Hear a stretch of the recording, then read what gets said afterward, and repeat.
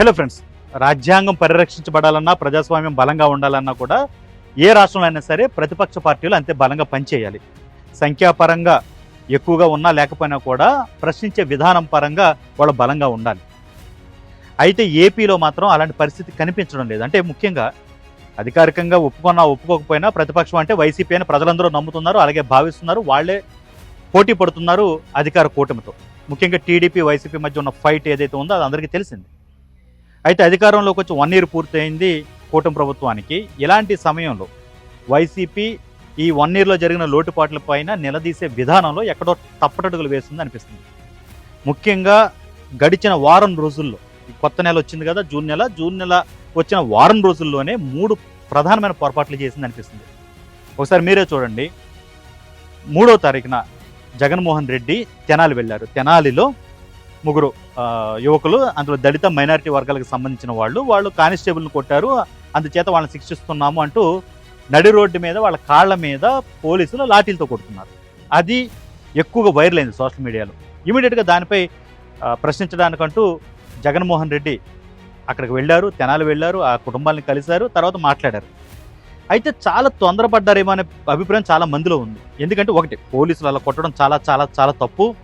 సొంతంగా చట్టాన్ని చేతిలో తీసుకుని అలా శిక్షించేస్తే ఇంకా కోర్టులు ఎందుకు, లాయర్లు ఎందుకు, మనకున్న రాజ్యాంగం ఎందుకు, అది తప్పే, అందరూ చెప్తున్న మాట. కాకపోతే సొసైటీ పరంగా పొలిటికల్ యాంగిల్ ఆలోచిద్దాం. సొసైటీ పరంగా ఎక్కువ నెగిటివిటీ ఉందో ఆ పిల్లల మీద. ఆ యువకులు ఎవరైతే ఉన్నారో వాళ్ళు గంజాయి బ్యాచ్, వాళ్ళు కానిస్టేబుల్ని కొట్టేశారు. అలాగే తనని కొట్టారంటూ మరొక కానిస్టేబుల్కి సంబంధించిన అబ్బాయి కూడా కొన్ని బైట్స్ కూడా ఇచ్చాడు, ఆయన కొన్ని మీడియా సంస్థల్లో మాట్లాడాడు. సో ఇవన్నీ రకరకాల వెర్షన్స్ నడుస్తున్నాయి.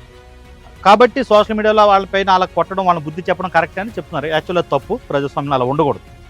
కానీ ఇలాంటి విషయంలో జనరల్గా సంప్రదాయబద్ధమైన పొలిటికల్ పార్టీస్ ఏం చేస్తాయి, తమ పార్టీ నుంచి కొంతమంది ముఖ్యమైన నేతలను అక్కడ పంపిస్తారు. ఒక బృందం అనమాట. ఆ బృందం వెళ్ళి అక్కడ మొత్తం అంతా ఏంటనేది చెప్తారు. తర్వాత ఏం జరిగిందో అధినేతకి చెప్తారు. అధినేత డిమాండ్ చేసే విధానం ఏంటంటే ఒక నిజ నిర్ధారణ కమిటీ వెయ్యాలి, ఫ్యాక్ట్ ఫైండింగ్ కమిటీ వెయ్యాలి.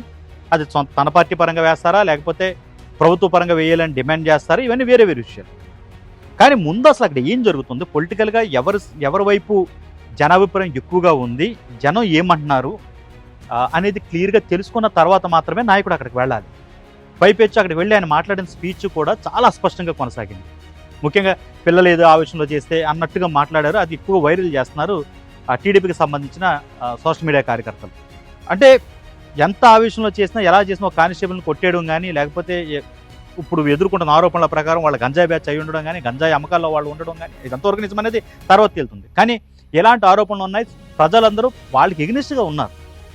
అలాంటి టైంలో కేవలం కొన్ని ఓట్ల కోసమో, మైనారిటీ లేదా దళిత వర్గాలను ప్లీజ్ చేయడం కోసమో జగన్మోహన్ రెడ్డి అక్కడికి వెళ్ళిపోయారంటూ ఇప్పుడు కూటమి ఏదైతే ప్రచారం చేస్తుందో అది బలంగా వెళుతుంది. సో 1-2 సార్లు ఆలోచించుకుని జగన్మోహన్ రెడ్డి వెళ్ళుంటే బాగుండేది, కాస్త టైం తీసుకుని పూర్తి వివరాలు తెలుసుకున్న తర్వాత వెళ్ళుంటే బాగుండేది అన్న అభిప్రాయం ఎక్కువ మందిలో ఉంది. ఓకే, ఈ విషయం కొంత సందిగ్ధంగానే వదిలేద్దాం. కానీ ఆ తెల్లారి జరిగింది 2వ పొరపాటు, అతిపెద్ద పొరపాటనే చెప్పాలి. ఎందుకంటే స్వయంగా జగన్మోహన్ రెడ్డి గారే జూన్ 4వ తారీఖున, అంటే ఆయన లాస్ట్ ఇయర్ ఎన్నికల్లో ఆయన పార్టీ ఓడిపోయింది కదా 2024 జూన్ 4న, ఆ రోజు రిజల్ట్స్ వచ్చాయి. ఆ రోజుని వెన్నుపోటు దినంగా భావిస్తూ లేదా ప్రకటిస్తూ ప్రజలకు ఇచ్చిన హామీలను వెన్నుపోటు పొడిచింది కూటమి, కాబట్టి దీన్ని వెన్నుపోటు దినంగా జరుపుతామంటూ ఆయనే పిలిపించి మొత్తం రాష్ట్రంలో ఉన్నటువంటి వైసీపీ కార్యకర్తలు, నాయకులు అందరూ పాల్గొనేలా చేసి వాళ్ళని ఉత్సాహపరిచి తీరా చేసి ఆయన అటెండ్ కాలేదు. ఆ రోజు ఆయన అసలు తాడేపల్లిలోనే లేరు, ఆయన బెంగళూరు వెళ్ళిపోయారు అంటున్నారు వాళ్ళ పొలిటికల్ ప్రత్యర్థులు. బట్ ఆయన అయితే అక్కడ పాల్గొనలేదు. ఈవెన్ బొత్స లాంటి సీనియర్ నేతలు కూడా ఈ కార్యక్రమంలో పాల్గొన్నారు, నిరసనలు చేస్తున్నారు. ఆయన అస్వస్థకు గురయ్యారు, అవి ఎండ వేడికి, ఆ ఒత్తిడికి తట్టుకోలేక. అలాగే చాలామంది నేతలు కాస్త ఇబ్బందులు పాలయ్యారు. అయినప్పటికీ కూడా జగన్మోహన్ రెడ్డి పాల్గొనలేదనే అసంతృప్తి చాలామంది కార్యకర్తలకు వెళ్ళిపోయింది. వాళ్ళు బయటికి చెప్పకపోవచ్చు, కానీ ఆ ఫీలింగ్ అయితే ఉంది. వాళ్ళు సమాధానం చెప్పలేని పరిస్థితుల్లో పడ్డారనే చెప్పాలి. నిజానికి చాలా పెద్ద సక్సెస్గానే చెప్పాలి దాన్ని. ఎందుకంటే వాళ్ళు ఇంతకుముందు 2-3 కార్యక్రమాలు చేసిన ఈ 1 yearలో ఇది అతిపెద్ద ప్రోగ్రాం. జగన్మోహన్ రెడ్డి కూడా అటెండ్ అయ్యి ఉంటే దీని రేంజ్ వేరేలా ఉండేది. దాదాపు 80 నియోజకవర్గాల్లో వాళ్ళు ఎంత ఘోర ఓటమి చెందిన తర్వాత కూడా నిజానికి ఓపెన్గా మాట్లాడుకోవాలంటే టీడీపీ 2019లో ఓడిపోయిన తర్వాత వాళ్ళు కోలుకోవడానికి 2-3 ఏళ్ళు పట్టింది. చివరి 1.5 yearలోనే పూర్తి స్థాయి స్వింగ్ వచ్చింది వాళ్ళకి పొలిటికల్గా. కానీ ఈ వైసీపీ 1 yearలోనే ఈ స్థాయిలో ఉత్సాహంతో కార్యకర్తలు బయటికి రావడం అనేది నిజంగా ఒక మిరకల్ అని చెప్పాలి. ఎందుకంటే వాళ్ళు ఇంకా జగన్మోహన్ రెడ్డి మీద కొంత నమ్మకంతోటే ఉన్నారు. అంత స్థాయిలో దాదాపు 80 నియోజకవర్గాల్లో గట్టి స్థాయిలోనే కార్యకర్తలు రోడ్డు మీదకి వచ్చారు. బట్ ఏ లాభం, మెయిన్ అధినాయకుడే అక్కడ పాల్గొనలేదు. ఆయన పాల్గొని ఉండుంటే ఈ వెన్నుపోటు దినోత్సవం రేంజ్ వేరేలా ఉండేది అనేది అందరూ చెప్తున్నటువంటి మాట. ఇది రెండవ పొరపాటు.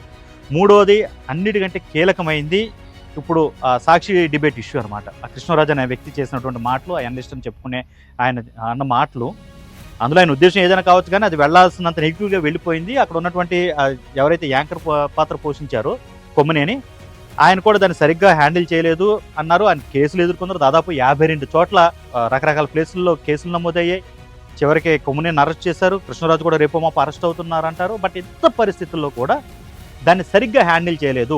ఆ మాటల తీవ్రత యొక్క గ్రావిటీని పట్టుకోవడంలో వైసీపీ థింక్ ట్యాంక్ అంటారు కదా, ఎవరైతే కీలకమైన నిర్ణయాలు తీసుకుంటారో, ఎలాంటి ట్రబుల్ షూటర్స్ అంటారు కదా, అలాంటి వాళ్ళు సరిగ్గా వర్క్ చేయలేదు, దాన్ని గ్రహించలేకపోయారు అనేది పెద్ద చర్చ నడుస్తుంది ఇప్పుడు. నిజానికి అమరావతి ప్రాంతంలో వైసీపీ పట్ల నెగిటివిటీ ఉంది. జగన్మోహన్ రెడ్డి ఇక్కడ 3 రాజధానులు తేబోయారు, అమరావతికి ద్రోహం చేయబోయారు అంటూ చాలా పెద్ద ఎత్తున ప్రచారం జరిగింది. అమరావతి రైతులు ఎవరైతే భూములు ఇచ్చారో రాజధానికి, వాళ్ళందరూ కూడా ఆయన మీద పెద్ద స్థాయిలో అమరావతి ఉద్యమాన్ని నడిపారు. చాలా వాళ్ళ మీద లాఠీ చార్జీలు జరిగాయి అప్పట్లో. చాలా పెద్ద, అంటే ఒక పొలిటికల్ లీడర్గానో ఒక ప్రత్యర్థి నేతగానో చూడకుండా వాళ్ళు ఒక ఎనిమిటి ఆ యాంగిల్లో చూస్తున్నారు. అక్కడ ఉన్నటువంటి ప్రజల్లో చాలామంది, అఫ్కోర్స్ వాళ్ళలో కొంతమంది టీడీపీ నాయకులు ఉండొచ్చు, టీడీపీ కార్యకర్తలు ఉండొచ్చు, అది వేరే విషయం. కాకపోతే నిజంగానే రాజధానిని ఇక్కడి నుంచి తీసేసే ప్రయత్నం జరిగింది. అది ఓపెన్ సీక్రెటే కదా అందరికీ. 3 రాజధానులు అనేది ఎగ్జిక్యూటివ్ క్యాపిటల్ ఏదైతే మెయిన్ ఉంటుందో దాన్ని తీసుకువెళ్ళిపోయి వైజాగ్లో పెడుతూ 3 రాజధానుల ప్రహసనం ఏదైతే నడిపారో దాని మీద ఖచ్చితంగా నెగిటివిటీ ఇంకా ఉంది. ఇంకా 1 year కదా అయింది అధికారంలోకి వచ్చి ఈ కూటమి. కాబట్టి ఆ ప్రాంతంలో జగన్మోహన్ రెడ్డి మీద, వైసీపీ మీద కొంత నెగిటివిటీ ఇంకా ఉంది. ఇలాంటి పరిస్థితుల్లో అమరావతి మీద లేదా అమరావతి పరిసర ప్రాంతాల్లో ఎలా జరుగుతుంది అంటూ చెప్పిన మాటే కావచ్చు, అది ఎలా వెళుతుంది జనంలోకి, దాన్ని ఎలా హ్యాండిల్ చేయాలనేది ముందుగా గమనించలేకపోయారు. సజ్జల రామకృష్ణారెడ్డి కూడా ఈరోజు మాట్లాడుతూ, ఆయన ప్రెస్ మీట్లో మాట్లాడుతూ నిన్న ఈరోజు ఆయన ఏమన్నారు, లోకేష్ దీని మీద ట్వీట్ పెట్టిన తర్వాత మేము గమనించాము ఇది వేరే విధంగా వెళ్తుందని చెప్పి, అందుకే ఇమీడియట్గా మేము కూడా సాక్షి మీడియా ద్వారానే దీన్ని ప్రకటించాము. ఆ ఉద్దేశంతో ఏం అనలేదు. ఆయన కూడా వేరే, ఆయన మాకు సంబంధం లేదు, సాక్షికి సంబంధం లేదు, ఆయన ఎవరో మాట్లాడారు, ఆయన వ్యక్తి అభిప్రాయం, ఆయన కూడా ఆ ఉద్దేశంతో అనలేదంటే మేము వివరణ ఇచ్చే ప్రయత్నం చేసామని చెప్పారు. అంటే లోకేష్ ట్వీట్ పెట్టే వరకు కూడా ఇది ఏ యాంగిల్లో వెళుతుంది అనేది గమనించకపోవడం ఖచ్చితంగా ఫెయిల్యూరే. ఇంకొక పెద్ద డొల్లతనం బయటపడిపోయింది ఏంటంటే వైసీపీకి ఒక ట్రబుల్ షూటర్ లేడు. ఒక ఎమోషన్ మీద వచ్చినటువంటి పార్టీ కింద ఇంకా చూస్తున్నారు. జగన్మోహన్ రెడ్డి మీదే ఆధారపడి పార్టీ మొత్తం నడుస్తుంది. ఆయన పార్టీ పెట్టారు, ఓడిపోయారు, జైలుకి వెళ్ళారు, వచ్చారు, మళ్ళీ పాదయాత్ర చేశారు. ఈలోపు షర్మిల విజయమ్మ పార్టీని నడిపారు. ఇప్పుడు వాళ్ళిద్దరు పార్టీలో లేరు, వాళ్ళిద్దరు బయటకు వెళ్ళిపోయారు. ఆయన పాదయాత్ర చేసి పార్టీని గెలిపించుకున్నారు. ఆయన పార్టీని మొత్తం జగన్మోహన్ రెడ్డి పేరు మీద నడిచింది 5 ఏళ్ల పరిపాలన మొత్తం. అధికారంలో వచ్చిన వెంటనే అప్పుడే ఇదే సజ్జల రామకృష్ణారెడ్డి గారు ఆయన ఒక ఇంటర్వ్యూకి ఇస్తూ కూడా ఒక టీవీ ఛానల్కి ఆయన అన్నారు కూడా, మొత్తం అంతా కూడా నాయకుడి పేరు మీద నడవాలి, ఏం జరిగినా కూడా నాయకుడికి ఆ క్రెడిట్ ఉండాలి, వేరే వాళ్ళకి ఎవరికి ఆ పేరు అది రాకూడదు అన్నట్టుగానే మాట్లాడారు. అప్పట్లో అది చాలా వైరల్ అయింది ఆ ఇంటర్వ్యూ అనేది. సో ఓవరాల్గా ఇక్కడ నెంబర్ 2 స్థానం కోసం విజయసాయిరెడ్డి, సజ్జల, వైవి సుబ్బారెడ్డి మధ్య జరిగినటువంటి ఆ కుమ్ములాట్లన్నీ చూసాం కదా. అవునన్నా కాదని అవన్నీ వివాదాలే కదా. చివరికి విజయసాయిరెడ్డి కూడా వెళ్ళిపోయారు కదా. ఇప్పుడు ఆ ట్రబుల్ షూటర్ ప్లేస్ లేదు. ఇప్పుడు టీడీపీ తీసుకుందాం, టీడీపీ కానీ కాంగ్రెస్ కానీ వాళ్ళు ఏదైనా నెగిటివిటీ వస్తుందనగానే సీనియర్ నేతలు వచ్చేస్తారు, ఇమీడియట్గా మీడియా ముందుకు వచ్చేసి దాన్ని సర్ది చెప్పే ప్రయత్నమో లేకపోతే దాన్ని కవర్ చేసే ప్రయత్నం ఇమీడియట్గా చేస్తారు. అది చేసే నాయకుడు, అది చేసే లీడరు వైసీపీలో కనిపించడం లేదు. ఇప్పుడు టీడీపీలో ఎలాంటి ఇష్యూ ఏదైనా జరిగిందంటే ఇమీడియట్గా యనమలో లేకపోతే బుచ్చ చౌదరో ఇలాంటి వాళ్ళు సీనియర్ నేతలు వచ్చేస్తారు మీడియా ముందుకి. దాన్ని ఆవేశంగా మాట్లాడే యంగ్ లీడర్స్ ఎలా ఉంటారో దాన్ని కవర్ చేసే సీనియర్ లీడర్లు కూడా ఉంటారు. ఇప్పుడు ఈ ఇష్యూలో ఎక్కడ వచ్చారు అని సీనియర్ లీడర్లు వైసీపీ నుంచి బయటకు వచ్చిన వాళ్ళు ఎవరున్నారు? ఒక్క సజ్జల తప్ప.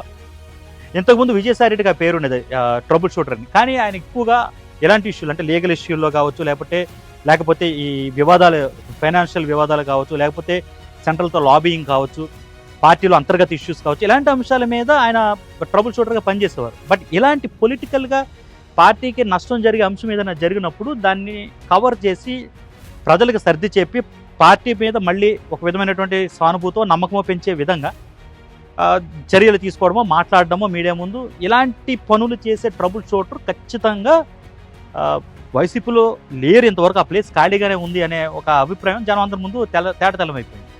వరుసగా జరిగిన ఒక వారం రోజుల వ్యవధిలో 3వ తారీఖు, 4వ తారీఖు, 6వ తారీఖు ఒక వారం రోజుల వ్యవధిలో జరిగిన 3 విషయాల్లో చాలా కీలకమైన పొరపాట్లు చేసిన వైసీపీ అనే అభిప్రాయం చాలా ఎక్కువగా వినబడుతుంది. వీటన్నిటిని సరి చేసుకోవాలి, లేకపోతే రానున్న రోజుల్లో పార్టీ మరింత కష్టాల పాలవుతుంది. అన్నింటిని మించి నిర్ణయం తీసుకునేటప్పుడు ఎమోషన్తో కాకుండా అవగాహనతో తీసుకోవాలి. వ్యూహం పన్నేటప్పుడు పొలిటికల్గా దాని అంతిమ లక్ష్యం ఏంటనేది కూడా ముందుగానే డిసైడ్ అవ్వాలి. ఇవి రెండు ఖచ్చితంగా వైసీపీలో కొరవడుతున్నాయి. అన్నిటికంటే ముఖ్యమైనది మూడవది ట్రబుల్ షూటర్ లేని లోటు కూడా కనబడిపోతుంది. మరి వాటి మీద దృష్టి పెడుతుందో చూడాలి. వైసీపీకి సంబంధించిన అంశాలే మాట్లాడుతూ అనొద్దు. నెక్స్ట్ టీడీపీ లేదా కూటమి ఏమేమి తప్పులు చేసిన ఈ 1 year అనేది నెక్స్ట్ వీడియోలో చూద్దాం. మరిన్ని అప్డేట్స్ కోసం చూస్తూనే ఉండండి ఏపీ విదేశ్.